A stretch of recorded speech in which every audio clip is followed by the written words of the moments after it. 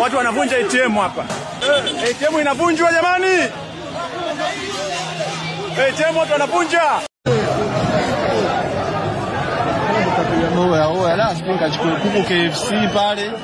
Nchi imejifunza mengi baada ya uchaguzi mkuu wa Oktoba 29, 2025 uliokabiliwa na kundi la waandamanaji na kuleta madhara makubwa katika biashara za watu pamoja na majengo mbalimbali ya umma. Kundi la vijana linalotajwa sio la kizalendo na waungwana wameacha simanzi kwa wafanyabiashara kwa kuvunja maduka yao na kuiba mali mbalimbali, huku majengo ya umma, mashirika, majengo ya kiserikali, sheri za mafuta nchini zilishuhudiwa zikiwaka moto na kupigwa mawe na makundi hayo ya vijana maarufu kama Gen Z. Maandamano hayo yametajwa na waanga kuwa sio ya kizalendo, kwani yalijaa uhalifu mkubwa na kuacha familia nyingi kuwa maskini, vifo, vilema kutokana na vurugu zilizopelekea vyombo vya dola nchini kutumia silaha kama mabomu ya machozi, magari ya washawasha na nyinginezo kuwasambaratisha vikundi hivyo vya waandamanaji vilivyokuwa na vitendo vya kiuhalifu. Lakini kwa upande wa Tarime mkoani Mara, hali ilikuwa vipi? Jicho letu limemulika halmashauri ya Tarime vijijini, mahali ambapo kunatajwa kutokea kwa maafa makubwa kulinganisha na maeneo mengine ya wilaya nzima ya Tarime. Tumeanzia hapa katika kijiji cha Kiwanja Nyamongo, ambapo kundi la waandamanaji linatajwa kuharibu mali za chama cha ushirika Nyabigena zenye thamani ya zaidi ya milioni 120 kwa kuzichoma moto, pamoja na jengo lilokuwa wamepanga ambalo ni jengo la CCM Block A nalo kuchoma moto na vitu vyote kuteketea. Kwa macho na mtazamo utaliona ni kundi kubwa ambalo ni la waandamanaji, lakini halikuwa na ujumbe. Waandamanaji hao walikuwa wanataka nini? Maandamano yao yalikuwa yanalenga nini? Walikuwa wana mazumuni gani? Sasa lile tuliliona kwa sababu ni kundi la kiharifu ambalo limeanzia kuharibu mali kama za chama cha ushirika, kwa sababu sisi vyama vya ushirika sio wanasiasa. Na vile vile ikumbukwe, tulipopata uhuru, Mwalimu Julius Kambarage Nyerere kihistoria, fedha alizoenda Union kudai uhuru zilitoka kwenye benki ya ushirika ya wakulima. Kwa hiyo sisi ni wakombozi wa nchi hii ya Tanzania.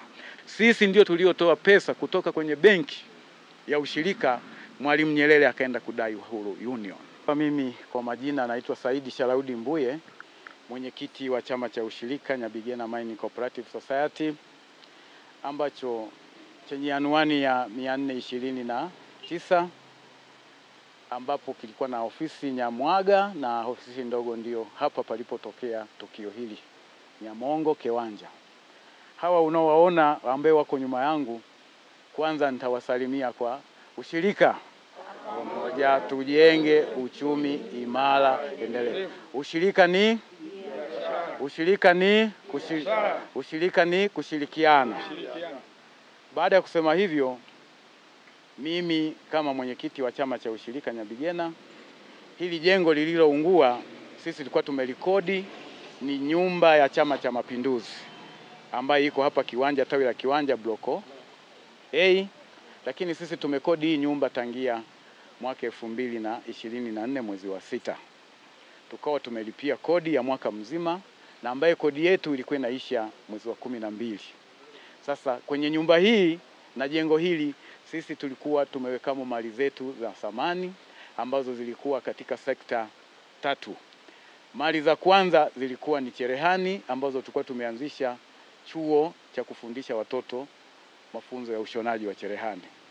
Sekta ya pili ilikuwa ni kompyuta. Tulikuwa tumeweka mafunzo kwa watoto kuwafundisha kompyuta. Sehemu ya 3 ilikuwa ni ofisi. Chumba kingine kilikuwa kinatumika kama ofisi ndogo ya chama cha ushirika Nyabigena Mining Cooperative hapa Kiwanja. Lakini mnamo mwa tarehe 30 saa 2:30, majira ya saa 2:30 usiku, mimi mwenyekiti, baada ya kupigiwa simu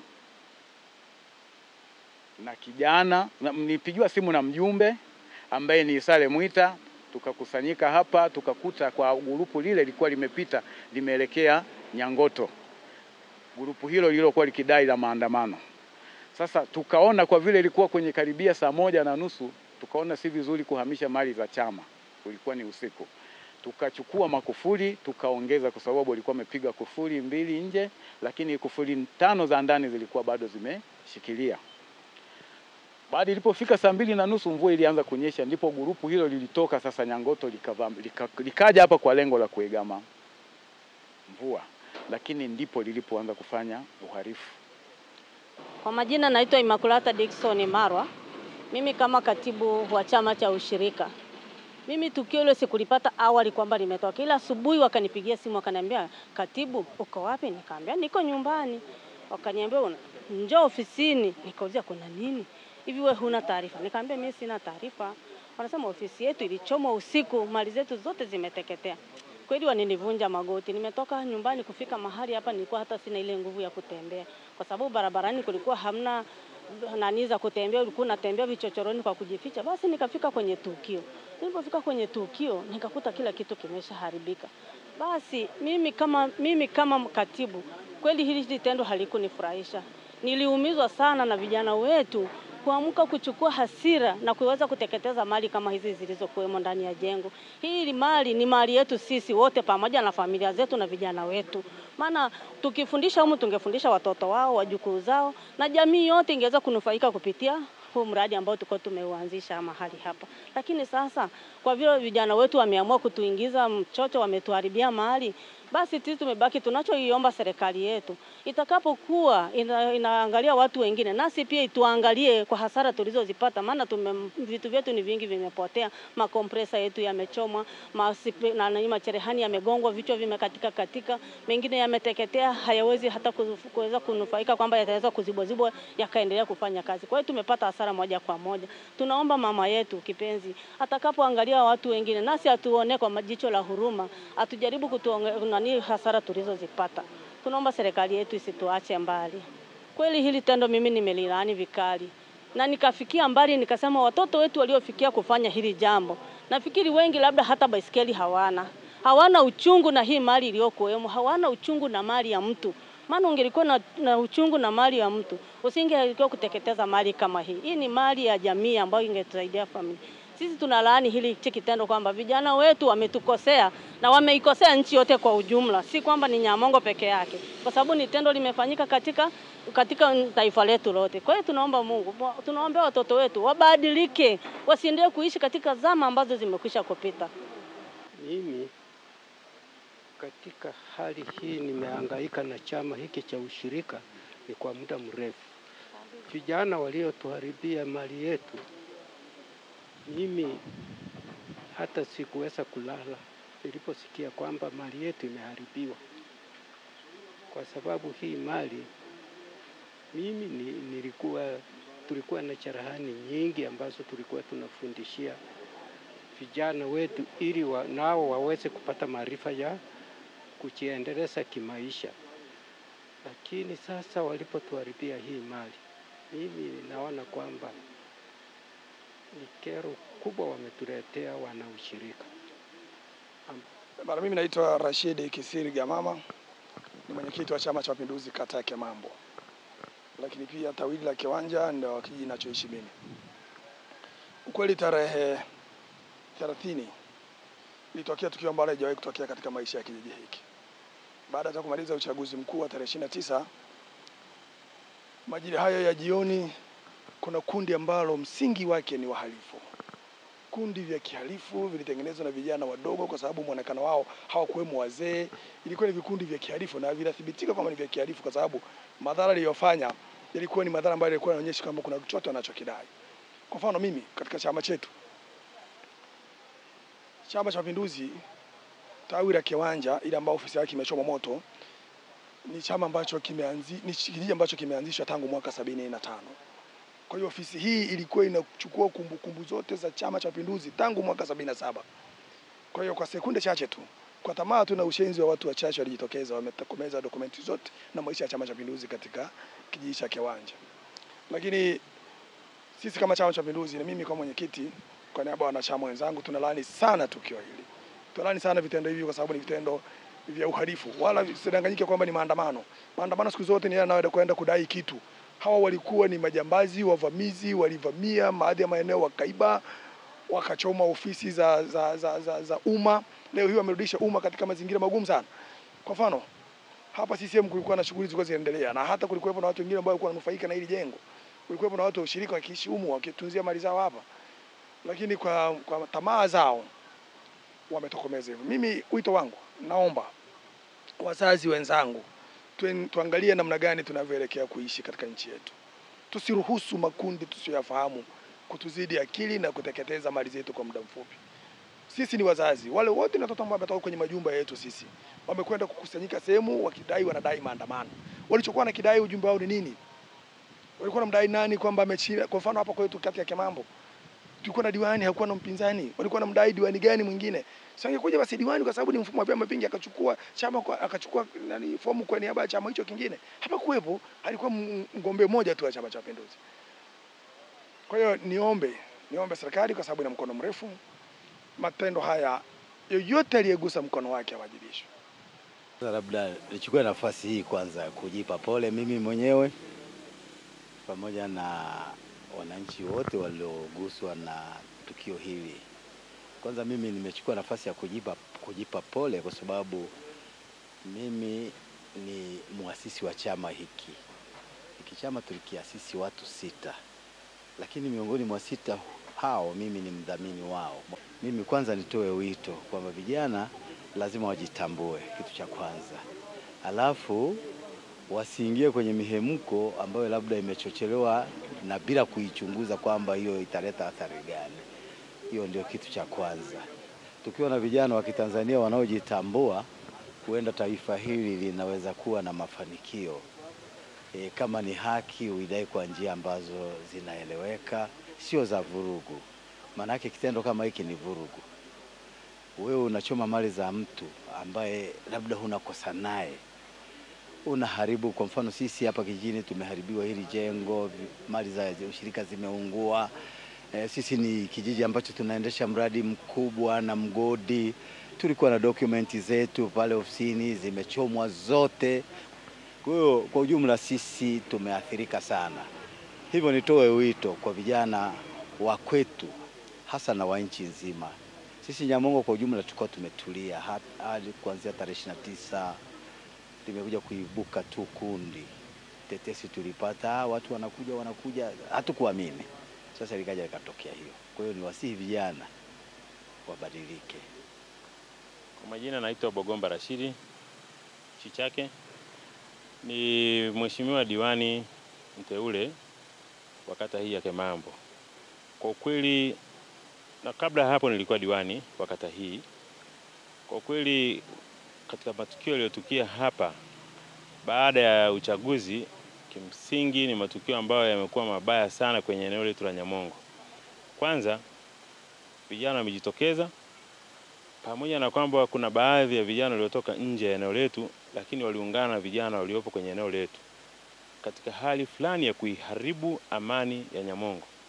Nyamongo sasa ni kijiji kikubwa ambacho kimsingi tunatarajia na tunaiomba sana serikali itusaidie kufanya mji wa Nyamongo kila kitu kipo. Kwa sababu hizo pia tunao watu wageni wa kutoka maeneo mbalimbali. Sasa hili tukio lilotukia hapa baada ya uchaguzi ni tukio baya sana. Tunalilaani kweli kwa sababu tukio ambao vijana wanasema walikuwa wanaandamana. Sasa hata hapa Nyamongo tukikubaliana kwamba wanaandamana kwenda wapi? Kwenda kufanya nini? Kwa sababu ingekuwa ofisi ya DC hapa unasema unaandamana kwenda ofisi ya mkuu wa wilaya kufikisha ujumbe. Hivi ni vijiji. Ni kata, bahati mbaya sana kwamba tulikuwa kwenye zoezi la uchaguzi, hata uwezi kumpata diwani, uwezi kumpata mtendaji wa kata. Maana yake ni kwamba kulikuwa sasa sio uandamanaji, isipokuwa kulikuwa na fujo ambayo imeathiri sana watu wa eneo hili la Nyamongo, imeathiri sana idara zetu za serikali. Kwa mfano imechoma ofisi hii ya chama na ikachoma ofisi ya serikali ya kijiji. Baadhi ya nyaraka za watu zimeunguliwa ndani. Hapa kwenye ofisi ya chama kulikuwa na ushirika, nao vitu vyao vyote vimeunguliwa ndani. Sasa ukiwauliza hao vijana ambao walifanya hili zoezi la kuchoma hizi ofisi na kuunguza hivi vitu vyote, nini walichonufaika nacho? Nini walichokichukua? Haya mabati yaliyoungua hapa yamewasaidia nini huko walikorudi nyumbani? Kwa hiyo tunaona kama ni jambo ambalo halijakaa vizuri. Na tunaomba tu kwamba tutoe rai kwa watu wetu wa Nyamongo. Hii Nyamongo itakuwa kama tutakubali kuendelea kuwepo na wageni na watu kutoka mbalimbali, maeneo mbalimbali. Sasa kama ni hivyo, ni vizuri sana tukakubaliana kwamba tutunze amani. Tutunze amani kama kuna jambo ambalo halijakaa vizuri. Kwa sababu uongozi upo kwenye eneo hili, basi twende kwa DC, twende kwa mkuu wa mkoa, twende kwa ofisi za vijiji ambazo kimsingi sasa tayari wameshaziunguza. Lakini twendeni tukatafute haki kwenye maeneo hayo. Naamini kwamba haki itapatikana. Naam, mtazamaji, tukiachana na madhara haya ambayo yamepatikana katika ofisi ya ushirika katika kijiji cha Kiwanja, sasa moja kwa moja twende tukaangazie madhara ambayo yamepatikana Oktoba 30 yaliyoletwa na waandamanaji ambao walileta vurugu kubwa, walileta uhalifu, walileta majanga. Hapa tuko nje ya ofisi ya kijiji cha Kiwanja. Jengo hili ambalo limegharimu zaidi ya milioni 50.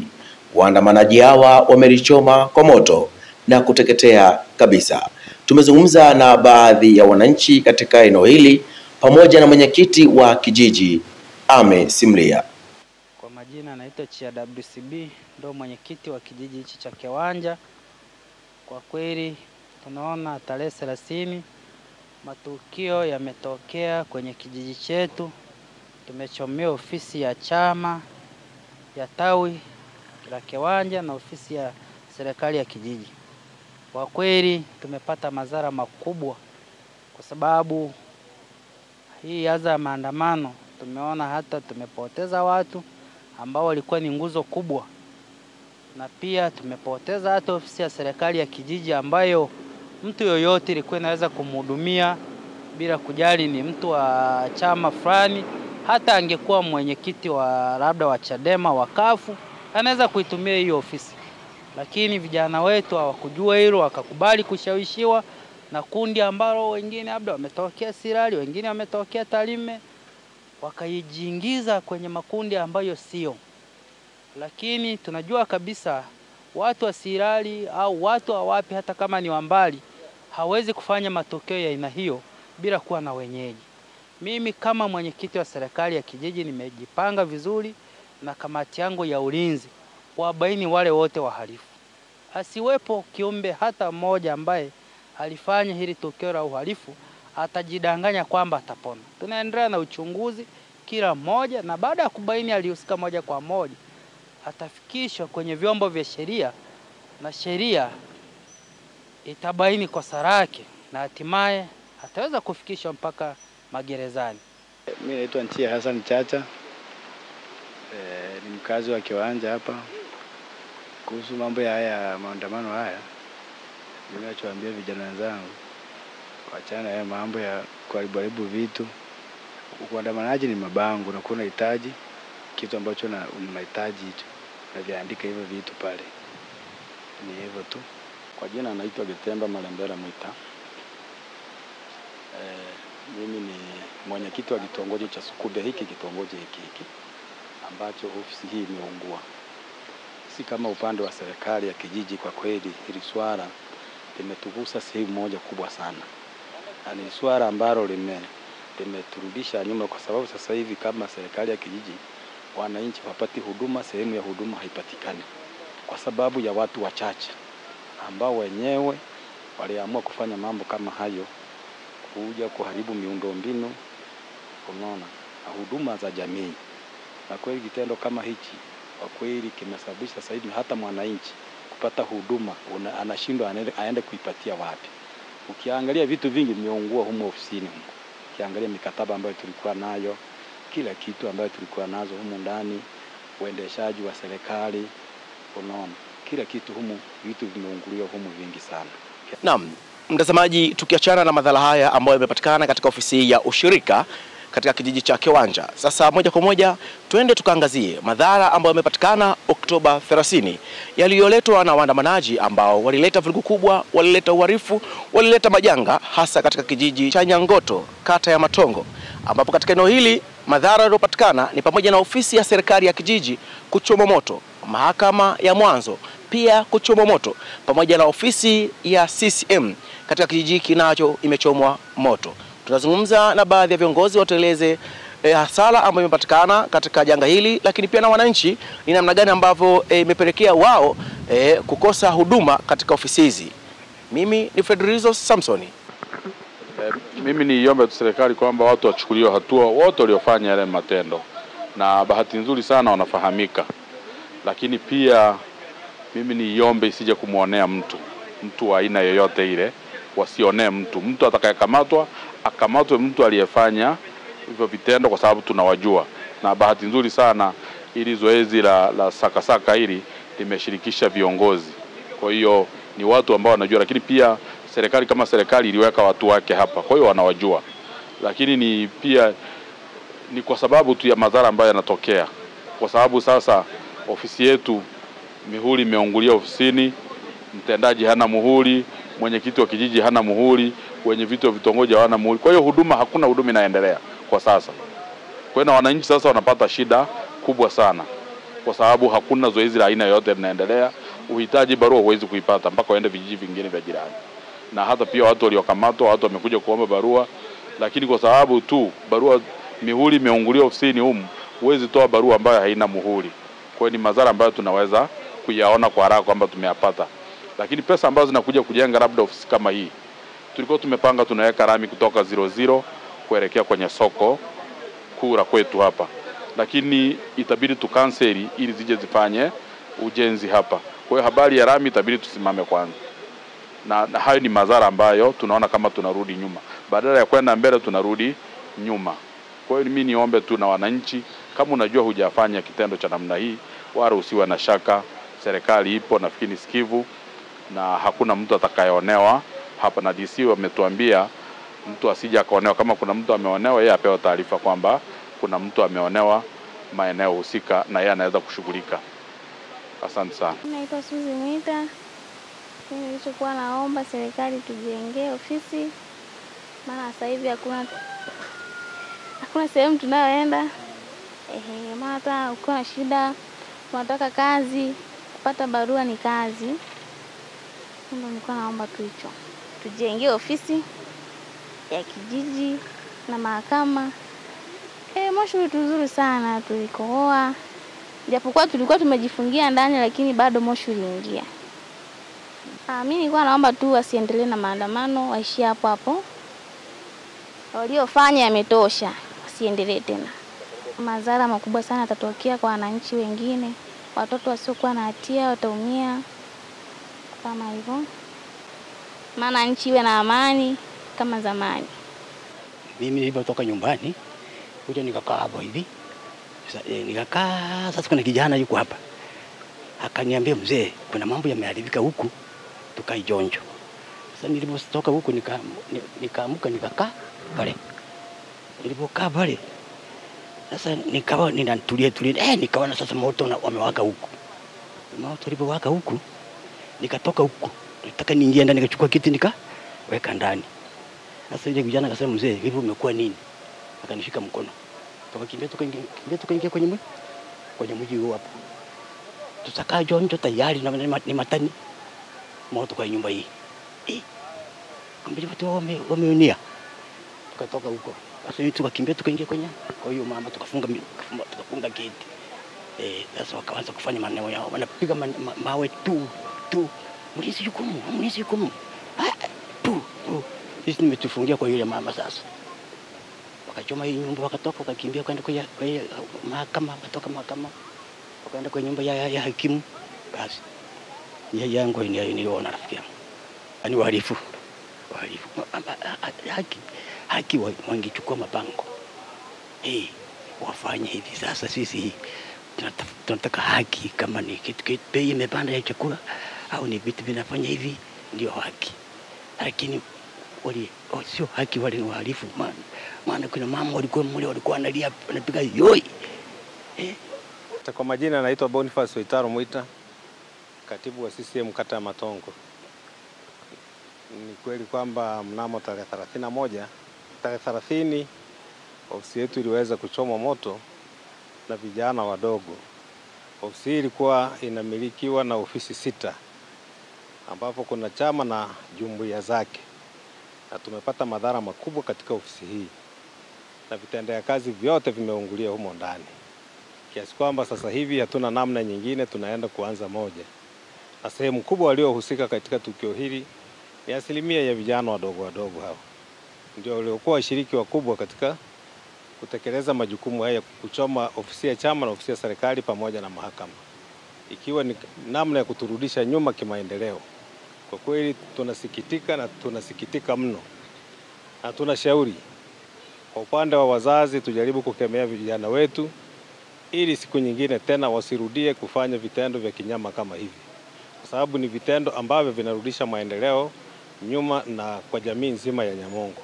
Na kwa upande wa kijana huyu ambaye ni mfanyabiashara kutoka eneo hili, amelalamika namna ambavyo maandamano hayo hayajamwacha salama, maana waandamanaji walivunja duka lake na kuiba simu, jambo ambalo limemuingiza hasara dukani hapo, kwani yeye hutegemea biashara kumuingiza kipato ili aweze kusomesha ndugu pamoja na watu wanaomtegemea.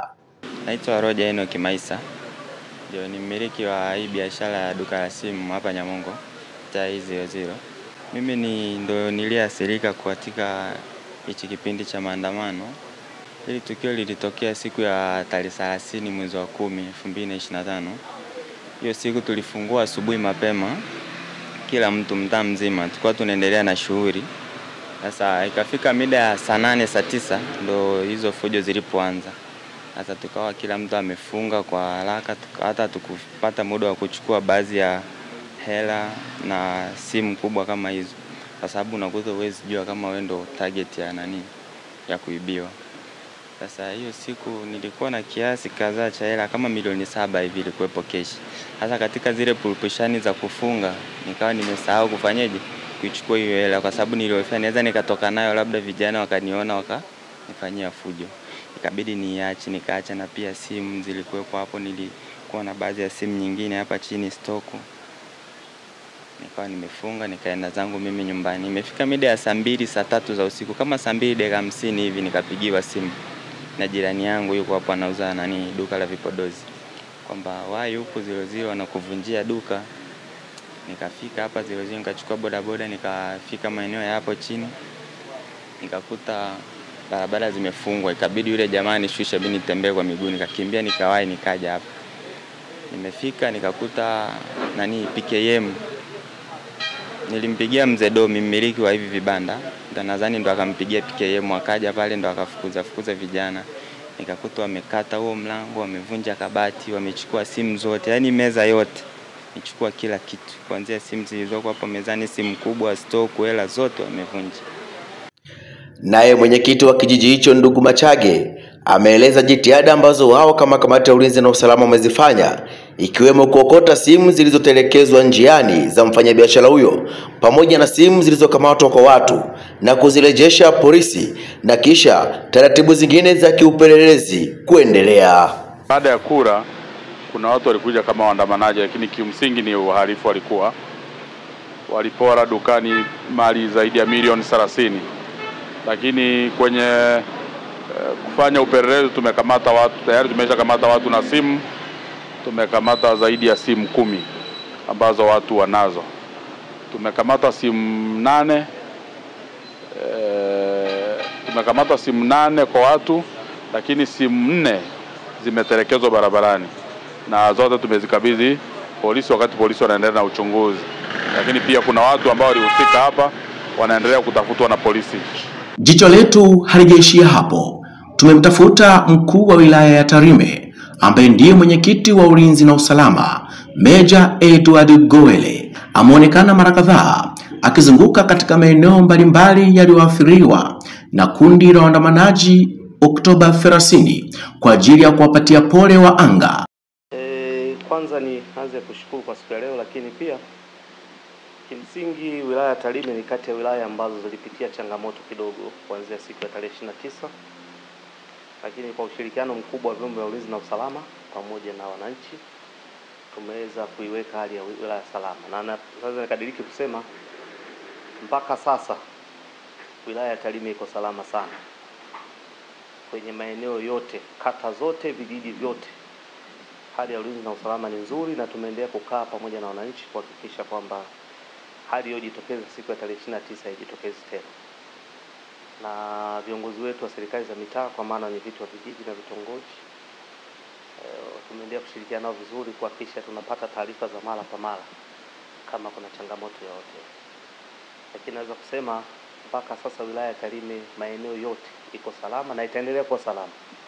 Ni watoe shaka wananchi wale ambao pengine wanaweza kawa wameendelea kutishiwa au kuelezwa vitu tofauti, kwamba wilaya iko salama vizuri na tumejiimarisha vizuri sana kiulinzi na usalama.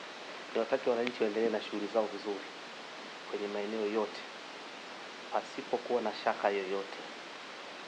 Lakini tukio lililotokea kimsingi liliwaathiri wananchi wetu kiuchumi, lakini pia hata shughuli za kiserikali ambalo tusingependa litokee tena. Wito wangu ni nini kwa wananchi? Kwamba kila mwananchi awe ni mdau wa amani na utulivu kwenye wilaya yetu. Tukiwa na amani na utulivu tunaweza kufanya maendeleo yetu vizuri, kufanya shughuli zetu vizuri pasipokuwa na bughudha yote. Tunajua kila mwananchi ana shughuli yake ya kiuchumi, ambapo amani ikiharibika kila mmoja ataathirika. Lakini tunatambua kwamba shughuli nyingi ambazo zinafanyika kwenye maeneo yetu zinahitaji hali ya usalama na hali ya amani. Serikali tunajitahidi kwa kiasi kikubwa, tungehitaji sana ushirikiano wa wananchi mmoja mmoja, lakini pia na makundi kuhakikisha tunaendelea kuimarisha hali ya usalama tulionayo. Niwaombe wazazi, ambapo vijana wetu wamekuwa wakitumika vibaya, lakini na wengine ambao wamekuwa wakishawishika vibaya. Ni lazima tuhakikishe kwamba wote tunasimama pamoja kama wilaya, lakini kama taifa, kwamba hatukubali mtu yoyote aje atuharibie amani na utulivu tulionayo, ambacho ni kitu cha msingi kwenye maendeleo yetu.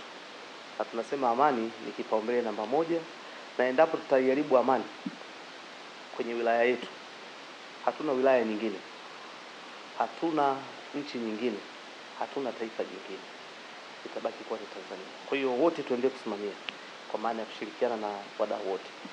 Kikubwa nimeona wananchi wengi, walio wengi hawakupendezewa na kilichotokea.